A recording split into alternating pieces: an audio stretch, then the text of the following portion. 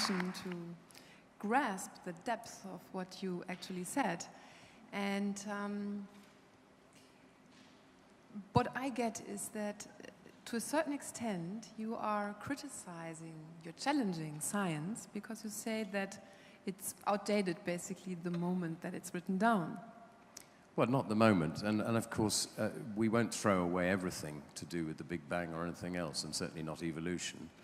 But science is a constant process of refinement. And if I'm scientific, Sarah, so I didn't know anything about plasma. With Wikipedia, this is available to anyone every day. You know, you can all learn this stuff, and it's just breaking it down so it's simple. And when you break things down so that they're simple, like you said, you tend to see the world from outside. You know, most people in most disciplines are so cluttered up with so much information, they can't see the big picture. I think that's also a problem in science. I am a scientist, perhaps for some of the audience who doesn't know. That's the problem we have. We often don't have the big picture, and we believe in these nitty-gritty little theories. And some people even just talk about those and then think that they can change the world based on them. But there is one we don't have so much time to discuss now, but there is one question I have. In science, it seems to be accepted that we dig into the invisible. We are kind of licensed to dig into the invisible. And last night you told me that when you did your film and you talked about invisibility, or sometimes when ordinary people talk about the invisibility, it's not accepted.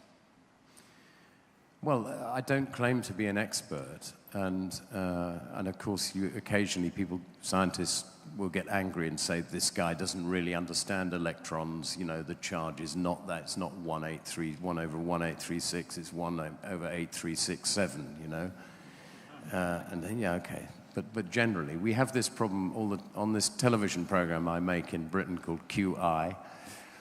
We often ask experts. Might ask a historian. It's not about science. We've just discovered that Vikings didn't wear helmets with horns on, and they go, yeah, well, I'm not really. I'm more an 8th century guy. I don't really do the 9th century. I wouldn't want to commit myself to whether Vikings in the 9th century wore horns or not.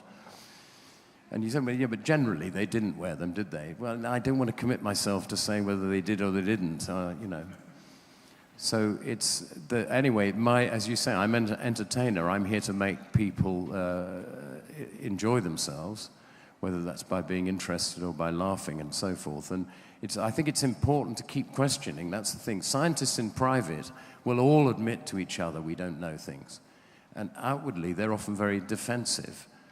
Because when laymen criticize them, ignorant people like me, they get cross. But in private, you know, we don't know anything really, not to speak of.